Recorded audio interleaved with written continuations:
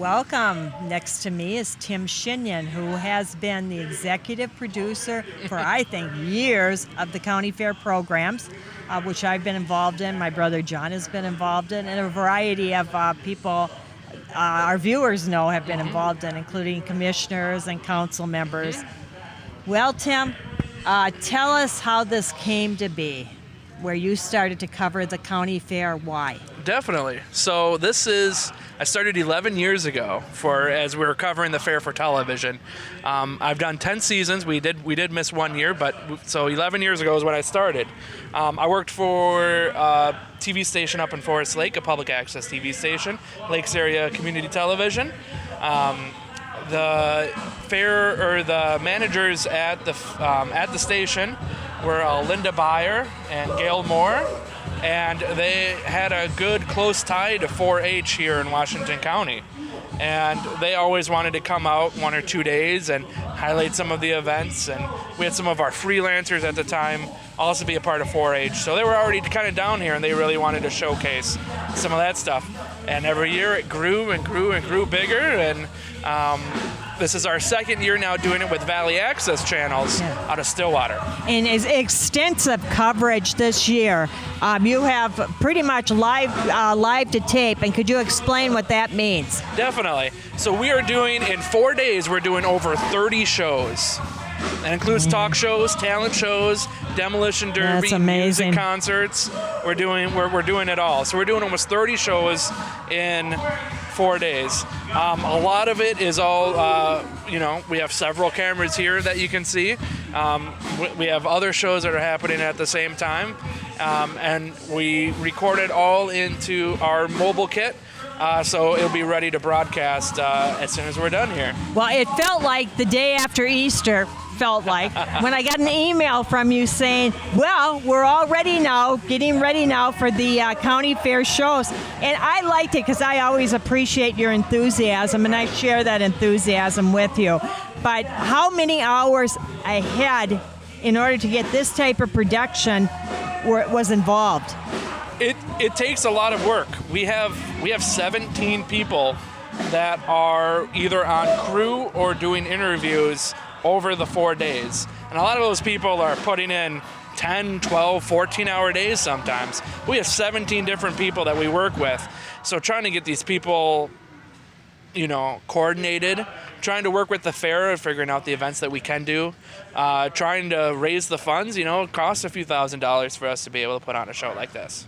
Is cable access in jeopardy? I hear periodically things in the paper where it looks like they want to come in and take funding away, and explain that. So definitely, when you kind of look at when people think or hear the word public access, still kind of a lot of people's thought is Wayne's World or something like that. I've been in a city council meeting where a city manager who wanted to get rid of us said they're just like Wayne's World.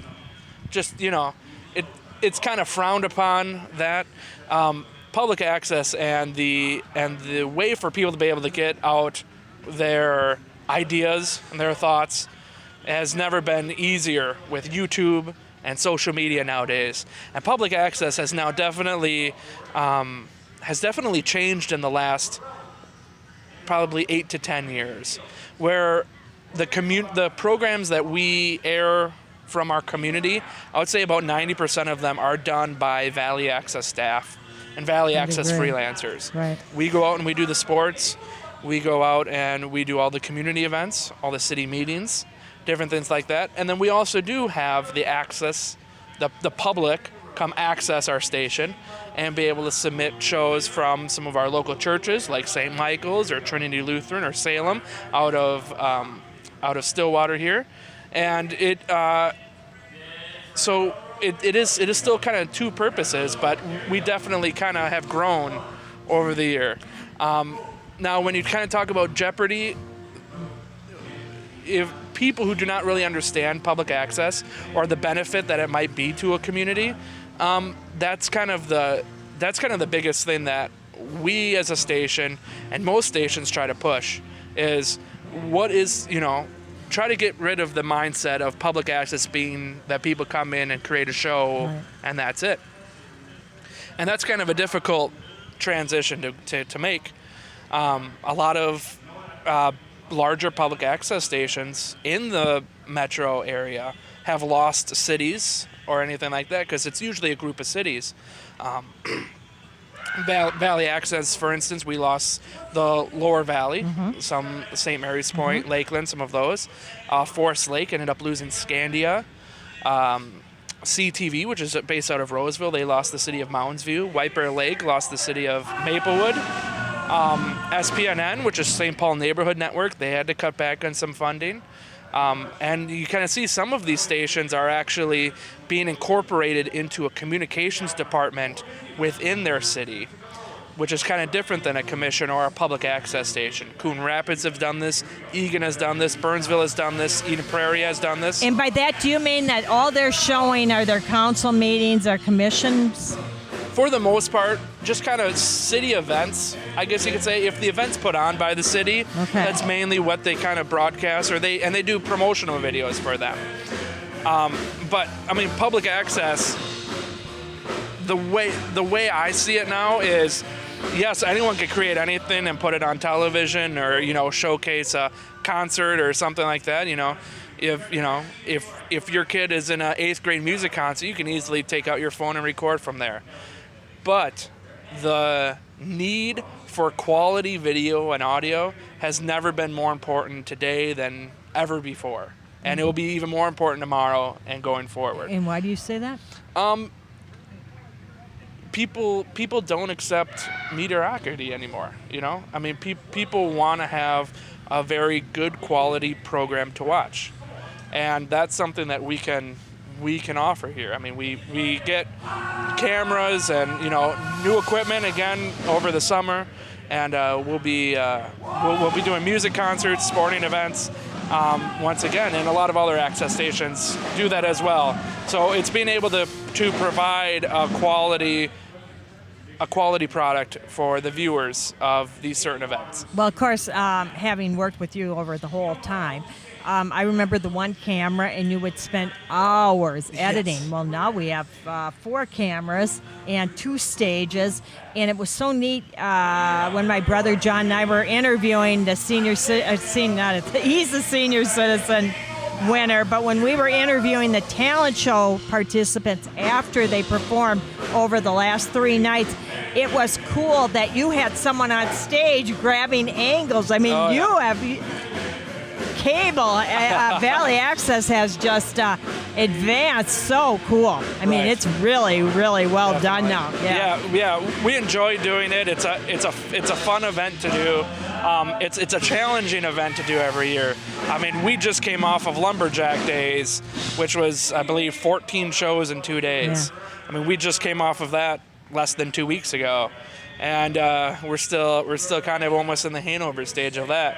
We have quite a few shows of the Downhill Derby and all the music concerts we do down there, and then we jump right into the county fair with 30 more shows. So, it's fun. It's a busy summer, and don't worry, because we have sports coming up, and I already know, like, the last week of August, I think we have 4 sports games already, so that's going to come before we know it. Well, I usually do, as a lot of viewers know, 12 to 16 candidate forums every 2 years, and I have ideas, actually, to share with you, because you're making things possible now. Are you putting me on the spot so I have to agree with you on camera? No, I won't even share the idea. I'll wait. I'll give it a few months. Okay. Because as I say, you could address me early. Oh, county fair's coming. It was really about 3 months from then. Yeah. But no, I'll give it a little break, because we're still not in a true political year, at least from a local standpoint. In that, Definitely. What are your favorite type of shows to do? Especially, let's talk county fair. Yeah, definitely. Yeah, your favorite at the county fair. And don't tell me it's a food show. Yeah. Probably my favorite shows. I do enjoy the Arden every year. The Arden is probably one of my favorite things. It's kind of a challenging thing to film. And explain what the Arden is for those who don't know. The Arden is the Washington County 4-H students that do their musical every year. Dance, music. Dance, they're and terrific. singing Playing, and all that stuff. That's always one of my Very well. favorites. The Demolition Derby is always one of my favorites. That's a really hard one to kind of pull off for us, because we have to station cameras in certain areas and all that kind of stuff. This year I'm pretty excited because we have GoPros we're going to be putting in Yes. some of the cars this Cool. year, which will kind of give it a different type of a look. But yeah, those are My some favorite, of my one of my things. top, is the robotic puppets. Yes. And by that, a little guy, Olaf, will ride around in a tractor, and I'll chit-chat, and he'll remember me from the previous years. Definitely. That is so fun when they have those Yes. kind of things for kids and adults. It's just fun to have those kind of things at the fair and capture My them. favorite moment, there was one year we convinced the helicopter person to give us a ride around the fair in a helicopter and go down the St. Croix River and everything like that. And that was... Was I on there with you? You probably were on there with me. I paid for remember that, just so you Yes. know. Yeah. well, Okay. Okay, I convinced you. Yeah, to get with you that. on there. There you go, smoothie. That was amazing. A And real I remember smoothie. because I was working with Lakes Area Television at the time. Yes. We bought brand new cameras Yes. right before, like the week before the fair. So we have all these brand new HD cameras, and I'm going up in a open cockpit loved it. helicopter You loved over it. the river, and I just thought, just for the love of God, don't drop this camera in Yes. the bottom of the river. Yes, it Go was back to the station. and definitely just, a highlight for it's in sure. the bottom of the river, that would be pretty bad. I like going around with the animals, and you tell them photo op, and some of Yes. them are like slugs. Others are, like graceful. I've Right. seen goats that will just like look right at the camera. It's really neat. Pig races are always one of my favorite here. There was one time I was filming some animals, and then I looked off, and one time a goat grabbed the bottom of my lens and ripped it right off Wow. my camera. Well, the demo derby's fun. We Yes. get to go down and do pre-interviews and are invited to go right into the dirty cars. Yeah. They're not really dirty cars, but in your Not head yet, you think they right. are because they're down by the mud area. Yep. That's a well-attended. Food-wise, I'm trying to think of some. You seem to really enjoy the food. Getting everyone Yeah, talks- definitely. I'm not sure if this county fair is more for the food or for the That's true. cable because they. That's true. Well, that's kind of like the state fair too. I mean, there's awesome things at the state fair, but well, you go there for the food, right? There's so much different types of food to be able to try there. I mean, why is it that the most anticipation right before the state fair is when they release the new It foods is list true. for the year? Absolutely true. So yeah, they got some great vendors here. They got some homemade vendors. I absolutely love going always like the 4-H building in Hooley Hall because Talented kids. You can only eat so many corn dogs Oh, and I'm cheese thinking about the curds. talented kids at the Oh, 4-H building. I was talking about the food. You mean Hooley Hall? Hooley where Hall. they got it? Ah, Right. yeah. Because they got great food there as Yeah. well. And we did a promotion videos. This was about 11 years ago, 10 years ago. We did some promotion videos for them ahead of the county fair. So we've been working with these guys for quite a while. And this year you'll be working with Kevin Brown, who is in charge. Yes. He's on the Washington County Egg Society with me. He is working on a project, what I call the Brew House. Yes. Brew House. And tell us more about that, because you're going to do heavy coverage of that. Definitely. And you're going to, he'll be on a little bit later in a show. But he has a concert coming up tonight and tomorrow. Yes. We have the Heartbreakers tonight, and we have Them Pesky Kids tomorrow. And he's hoping for a good turnout, and we have a great turnout. We have probably the best weather I've ever seen here at the fair in the 10 years that I've ever done this. It's not too hot. It's sunny. It's no rain in the forecast, Yeah. really. So Keep that humidity under control. Exactly. That's the big piece in this thing. So I am hoping he has just a jam-packed area because he has some big ideas for next year, and you'll have to Yeah. ask him about that in Yeah, his show. I will. And I one thing too is Dory Ostertag, the manager of the fair, had said she felt that was going to be the hit. Yes. To have the Yep. brew house with the music and Yeah. the beers, the craft Right. beers are going to be Yeah. over there. Yeah, and we work great with the fair. We work with Dory every year to try And to be Liz. able to coordinate Liz how Deach, how charge to of pull this off. entertainment, yep. And it takes a lot of work to be able to coordinate the people that need to come in and set everything up and everything like that. Your most challenging last-minute issue that you've encountered over the times that you've been at the fair? It's usually technical problems. you know. I was worried he was going to mean, say staff. No, no, No. not usually. We've never done the fair live, but we should try to work with the fair to be able to do that, because we're capable of doing it. We just need to try to find some internet drops around the area, and I'm sure they got some in some of these barns or some of these buildings, and then we can be able to do them live. So it's not as stressful until you get a live show, Yeah. started. We were running late today, and we just pushed our first show back 15 minutes. Yeah, so this is as close to live that you've gotten over the years. For the fair, yes. There's a lot of people who want to be on these shows. I always kind of feel bad. They go, well, do you need a person? I go, no, they're all filled, all the slots. And we're doing two different studios. You can't see the other studio I can from here. But we're doing from noon to 6 back-to-back shows. And they've been very appreciative. And I really appreciate the opportunity to get information out to the viewers. I do want to mention one little thing. One thing we are kind of pushing this coming summer is the support community television and vactv.org. We just launched a brand new website within about the last week or two. So definitely check us out at vactv.org.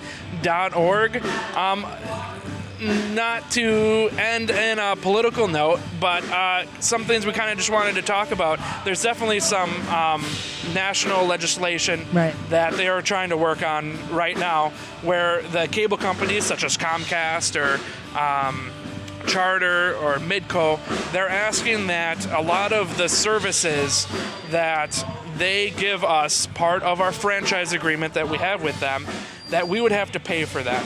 So they could say a channel might cost $10,000 a year. Wow. Or they might say the extra cables we have to run here or there costs a few $100s a month. Right. And so just trying to be able to, make that aware, and that would really devastate us and most public access stations to, there's no way we would be able to pull out of the small budget that we have, an extra $60,000, $70,000 a year to be able to just pay for these resources. And it really isn't any extra cost to Comcast. It might just be a way for some of these companies to, save money, or to be able to kind of cut. Well, what cut can some the of viewers those do? costs. Definitely just, contact your legislation and your senators, and just, please tell them to support community television in the FCC or the Cable Commissions Act. That I believe was going to be discussed this year, and thankfully there were a lot of other topics to be talked about, and that kind of got pushed aside for now, but definitely something we're going to want to keep an eye on going forward. And talking about other topics, we have more coming up. Thanks, Tim, for joining. No problem. Thank you very much, Margot.